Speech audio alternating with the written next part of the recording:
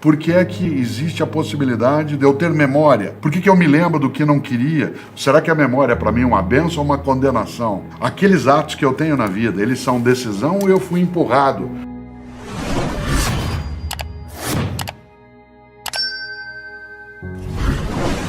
Sabe que filosofia é uma coisa para as pessoas elas se encantarem.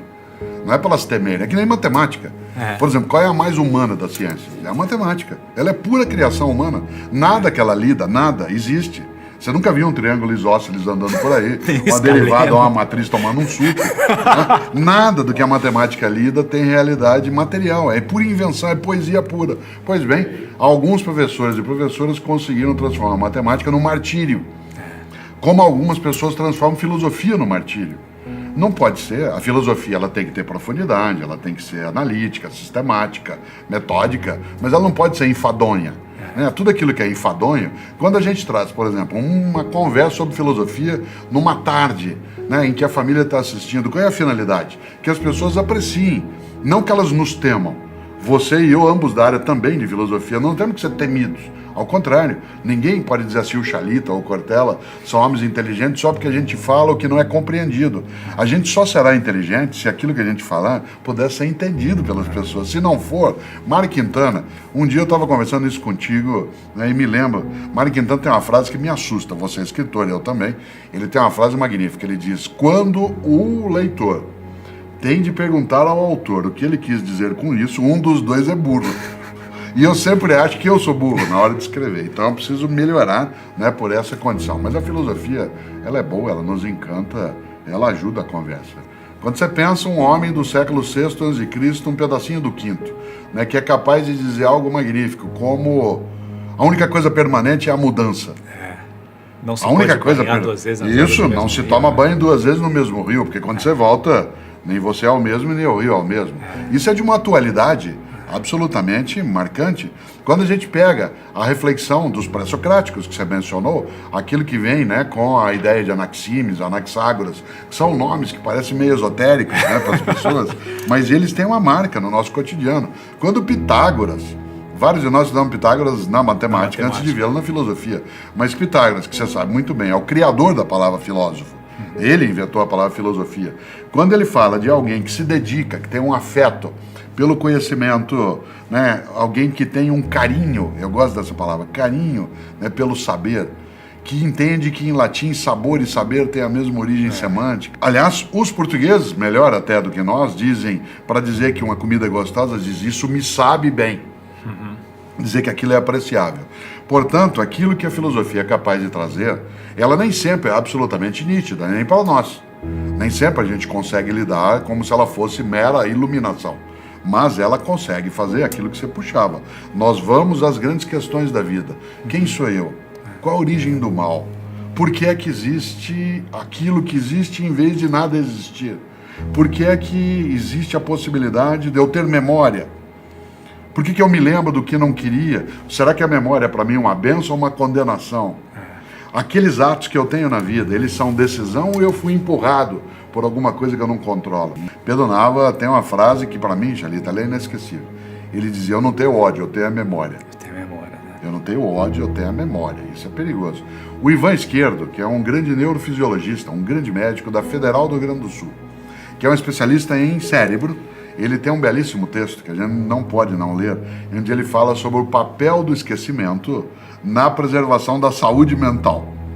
Isto é, o quanto que a gente tem que ter memória de algumas coisas, mas não pode ter de todas elas o tempo todo. Porque, do contrário, a memória ela pode carregar coisas que são boas, e a essas boas que a memória traz para agora, eu chamo de saudade. E ela pode carregar coisas que não são boas, que são aquelas que são a culpa. Né? Portanto, sem imaginar, parte da memória nos preserva. Uma das coisas que o idoso ele mais sofre no dia a dia é o fato de que a memória dele, ela não é que ela desaparece, é que ele começa a perder à sua volta aquilo que é referência. Isto é, o lugar que ele andava não tem mais. Quanto mais a pessoa vive, mais ela fica isolada, porque se ela tiver muito tempo de existência, né, outras pessoas falecem e ela se sente abandonada num outro tempo, como se ela tivesse encapsulada. Nesta hora, a memória salva.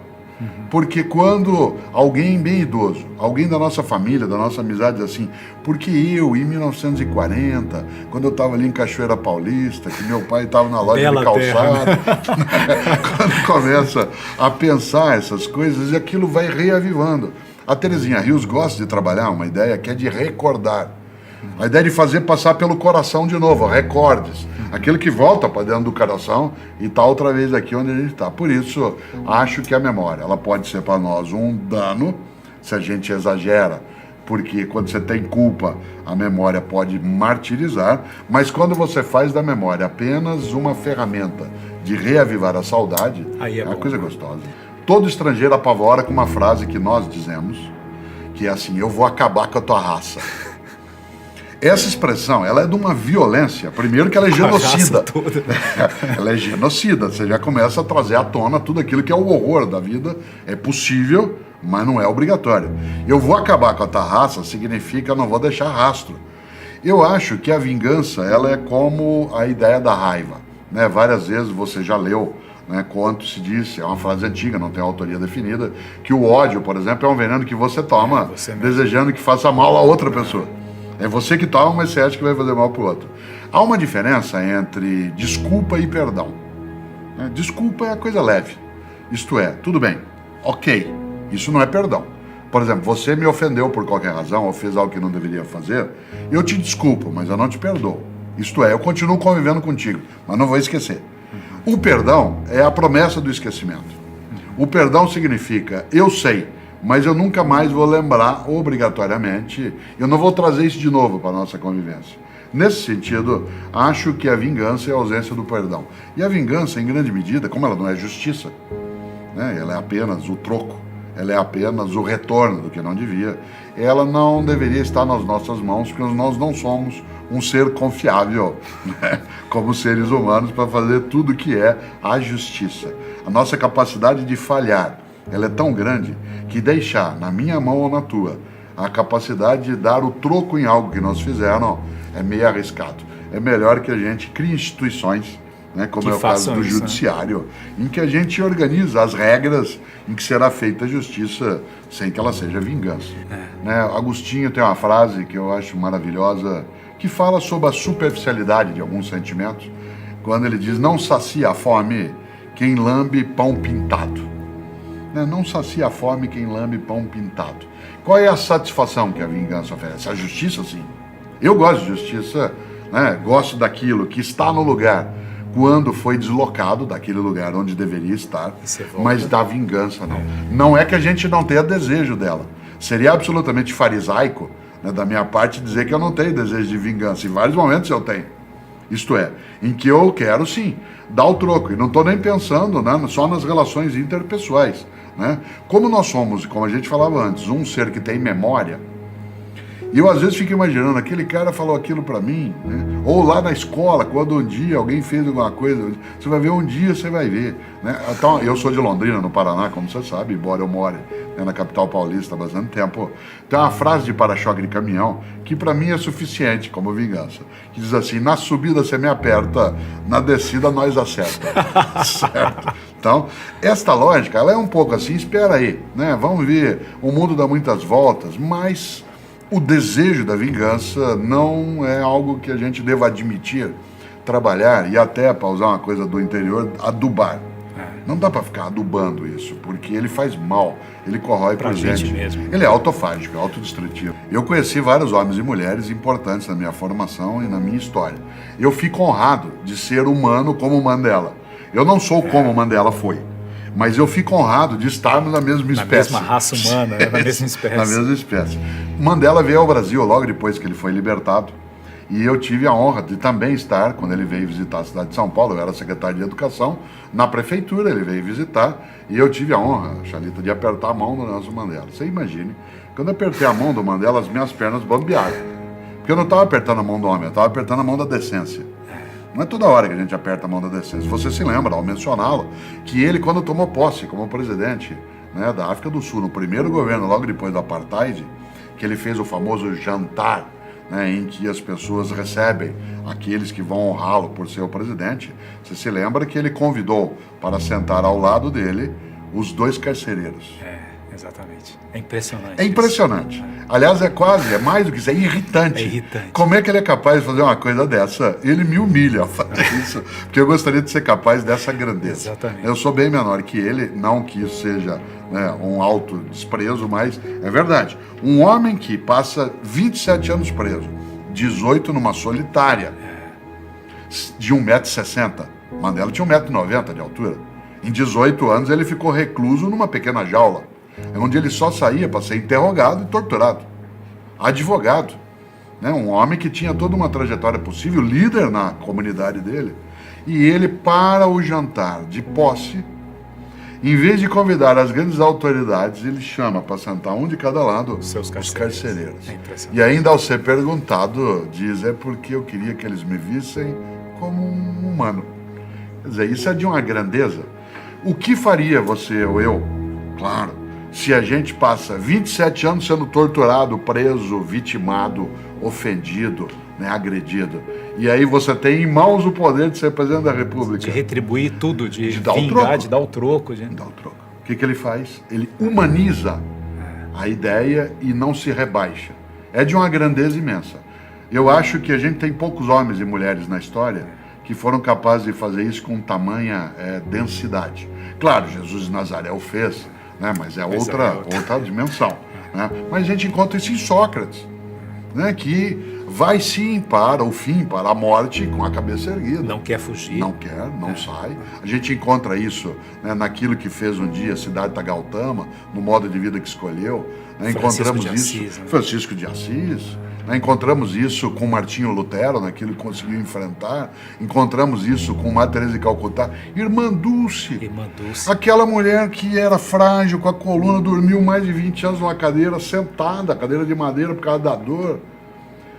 Uma mulher desse tamanhozinho de amar, né? tem uma obra que hoje atende mais de 70 mil pessoas por dia.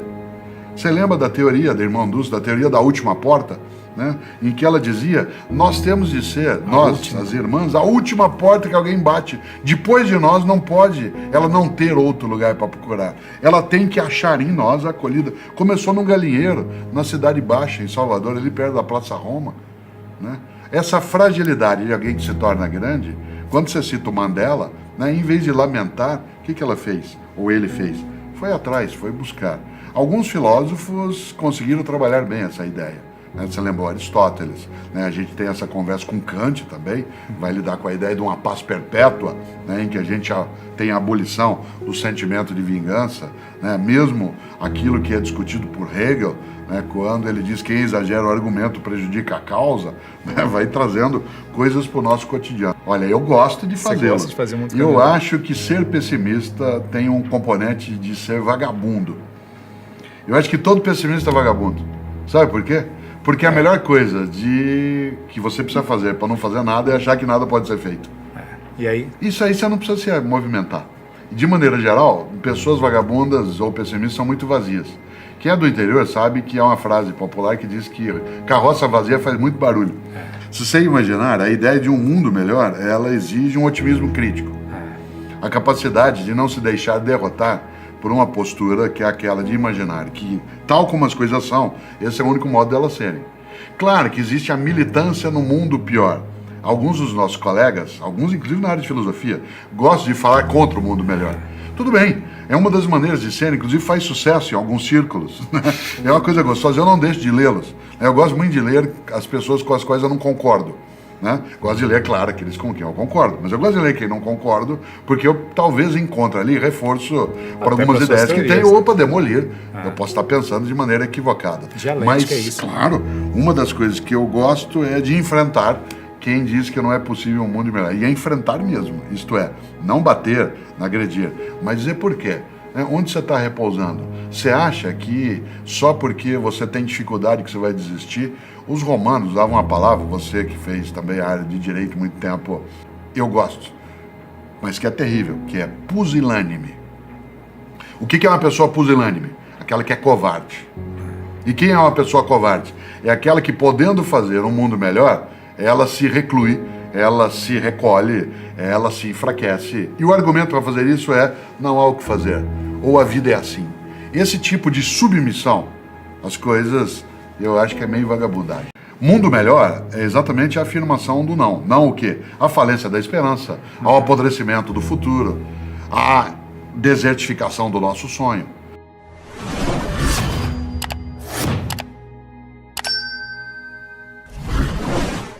E Paulo Freire, ele tinha, claro, uma grande diferença em relação ao Sócrates, né? Sócrates era aquele que tinha o diálogo em que o discípulo era iluminado. E o Paulo Freire partia do princípio que no diálogo o mestre também se iluminava.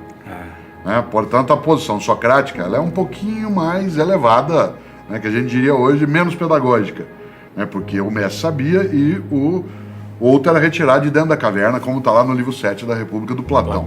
Né? E o Paulo Freire achava que também o aluno ensinava. Então, você tinha um movimento... É uma evolução, né?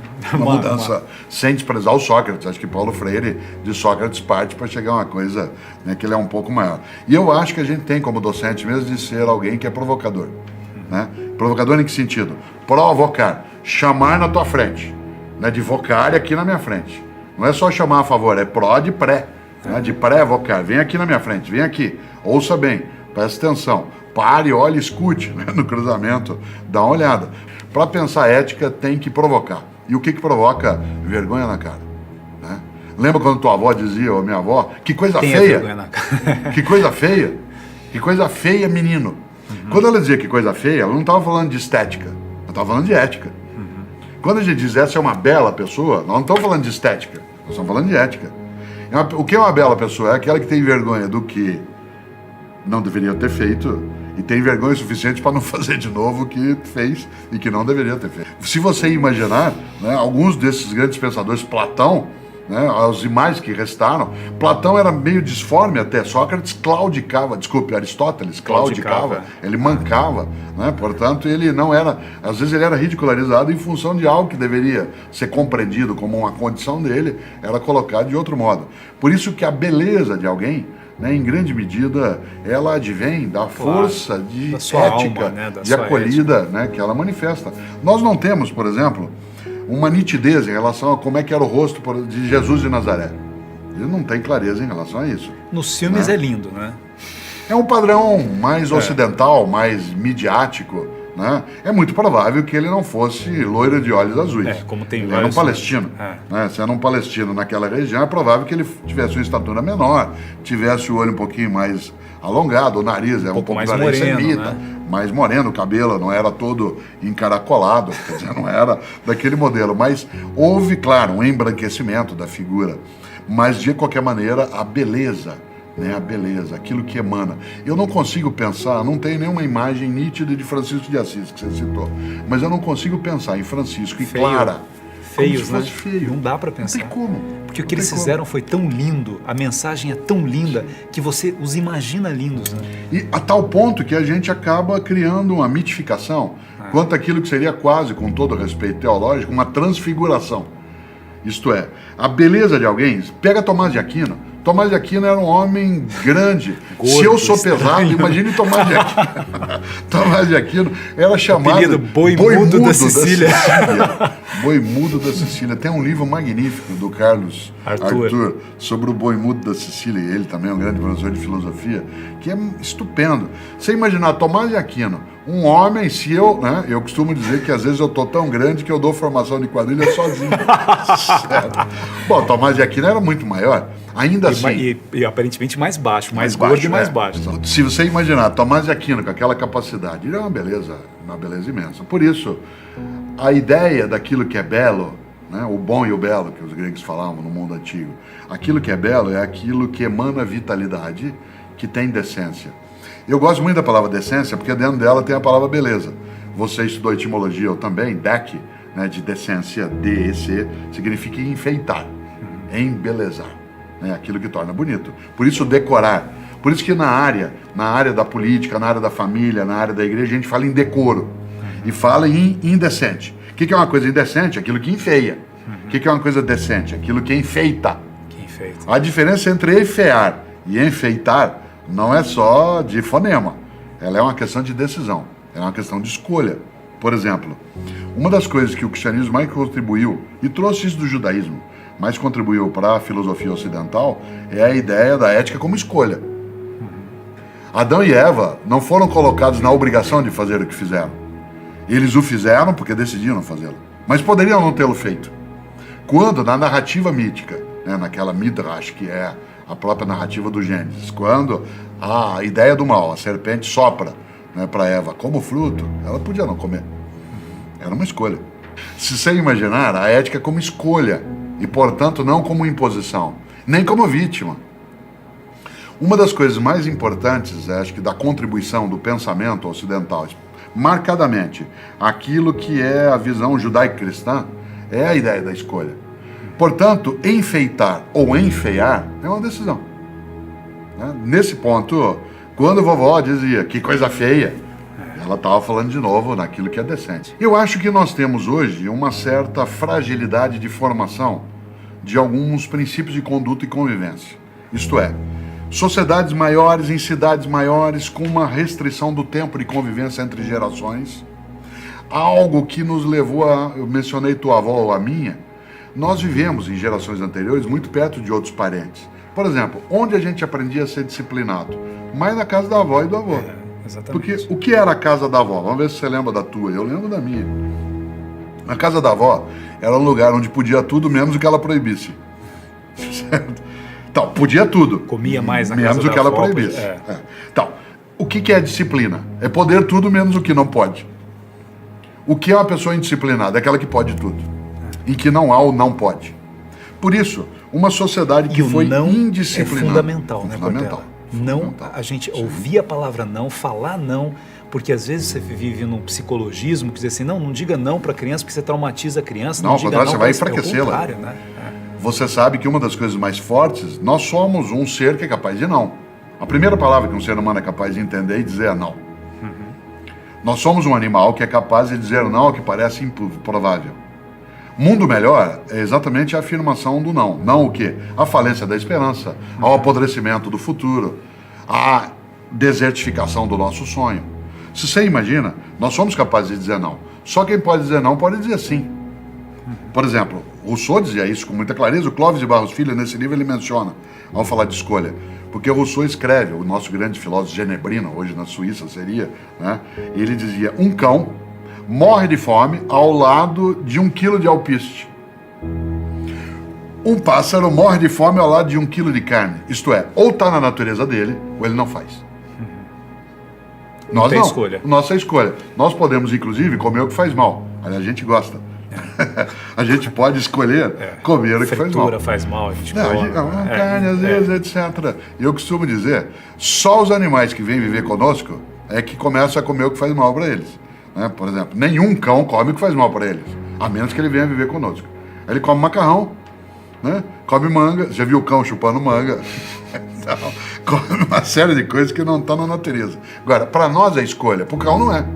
Por que o pitbull faz o que faz em alguns momentos que ele ataca? Porque ele não tem como não fazer. E essa palavra não que você trouxe de volta, ela é marcante.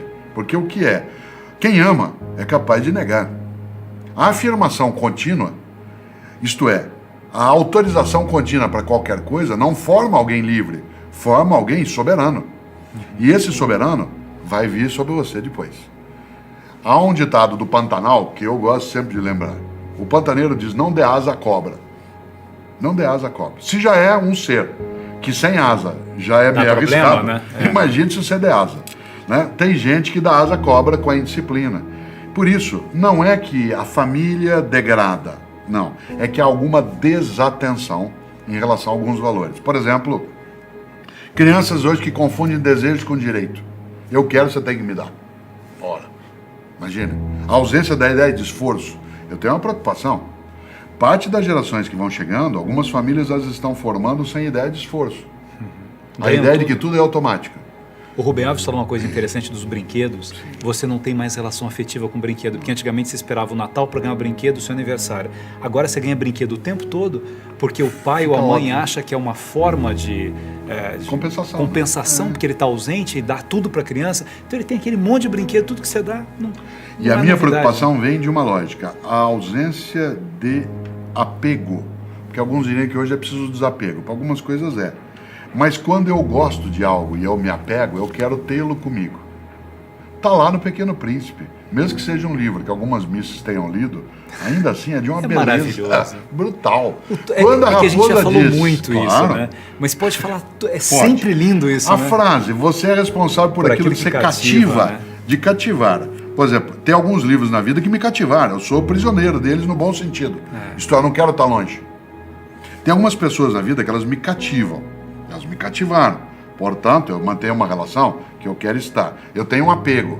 A teoria do desapego, ela vale em relação a algumas coisas materiais, mas ela tem os seus limites. Em relação ao medo que eu estava te dizendo, qual é o meu maior? Parte dessa geração, que hoje é formada por alguns de maneira mais frágil, ela é uma geração que não tem ideia de esforço, não são todos, não é o tempo todo, mas tem. Como que ela vai cuidar quando a gente ficar mais idoso? Você é mais jovem que eu já estou mais adiantado. Isso significa quem vai cuidar? Porque alguns de nós somos a primeira geração que cuida das duas gerações paralelas. Boa parte de nós cuida dos filhos, que os tem, e dos pais. Seja no cuidado, seja em relação a ajudar a financiar a saúde, etc. Essa geração que chega, se ela não tiver ideia de esforço, ela será egoísta. E se ela for egoísta, eu não quero ficar abandonado. Certo? É uma questão ética. O exemplo. O pai que numa segunda-feira, não no sábado, mas numa segunda-feira está à noite em casa sentado tomando uma taça de vinho, né? Segunda-feira. E o filho passa e fala assim, pai, posso tomar um refrigerante? Não, bebida em casa só no final de semana. E ele está tomando. Ele está tomando. Aí o menino fala, mas você está bebendo? Ele fala, mas eu tô tenso. E a criança começa a criar um vínculo perigoso que é entre bebida alcoólica e remédio. Isto é, você está tenso? Beba. Você tem uma namorada que te largou? Beba. Você tem prova amanhã? Beba. Que dá uma relaxada. Exatamente. Esta ausência de autenticidade, você sabe que a palavra autêntico, vamos brincar com o grego, autós, entikos. Autêntico é aquele que coincide com ele mesmo. Essa autenticidade, ela é de natureza exemplar. Nesta hora, a ética, ela penetra nas nossas relações como sendo a busca da autenticidade. Né? Se você observa, alguns dos homens e mulheres na história humana que a gente admira, eram aqueles que não eram autênticos. Nós citamos várias vezes o Mandela, ele nunca se vendeu. Jesus de Nazaré não se vendeu. Quando a gente observa que Mandela não fez todas as coisas absolutamente corretas, ele não é irreprovável, mas ele não se vendeu.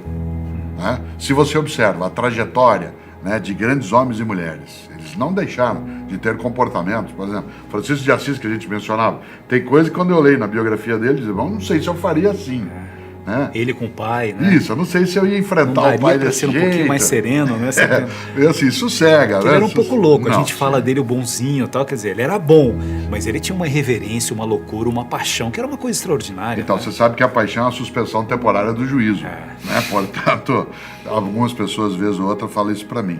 Né? Você é apaixonado pela filosofia? Eu falo, já fui. Agora eu tenho amor. Agora eu tenho amor. Porque a paixão, ela é incendiária. O amor é a paixão serenada, né? Por exemplo, eu não acredito em amor à primeira vista, só acredito em paixão à primeira vista. Porque o amor à primeira vista suporia algo que o amor por si não tem, que é a capacidade de incendiar. A paixão é vulcânica, o amor é sereno. Não que você não possa ter dentro do amor situações de paixão. Aliás, é o que dá graça ao amor. A ideia de uma paixão, ela é aquela que, ao ser serenada, ela ganha amorosidade. Então, quando alguém fala, como eu dizia há pouco, você tem paixão pelo conhecimento? Eu falei, não, eu tenho amor pelo conhecimento. Já tive. Né? E você tem paixão pelos livros? Eu falei, não, agora eu tenho amor. Tanto que a coisa que mais me entristece hoje é ver livro na minha biblioteca parado. Agora, eu comecei, né, a pegar meus livros e eu estou andando e entrego para alguém. Passo na rua e dou. E eu, por exemplo, pego um livro, se eu termino de ler no aeroporto, ou numa rodoviária, ou num restaurante, eu deixo. Eu não quero mais levar comigo. Aquela biblioteca que você formou, que eu formei, nós temos nossos 6, 10 mil livros, eu já não quero mais. O livro lá na estante, ele me dá uma tristeza tão grande. O que ele está fazendo lá? Né? Eu acho assim, o Gandhi dizia que o bem sem uso, ele é quase um furto. Né? Aquele bem que você tem, que não tem uso porque ele está parado, ele se aproxima da ideia de furto. Às vezes ele fala em roubo, que é pior que furto. Né? Você imaginou, nesta hora, a capacidade nossa, né, de olhar um mundo em que se possa trabalhar aquilo que nos honra, que ao mesmo tempo nos faz trazer à tona tudo aquilo que nos dá alegria, que nos marca pela amorosidade, né, que nos faz apaixonar em determinadas situações e que em outras nos leva para uma maior serenidade. Aí volta aos homens e mulheres que a gente falava. O que a gente mais tinha neles como admiração? A capacidade de fazer boas escolhas.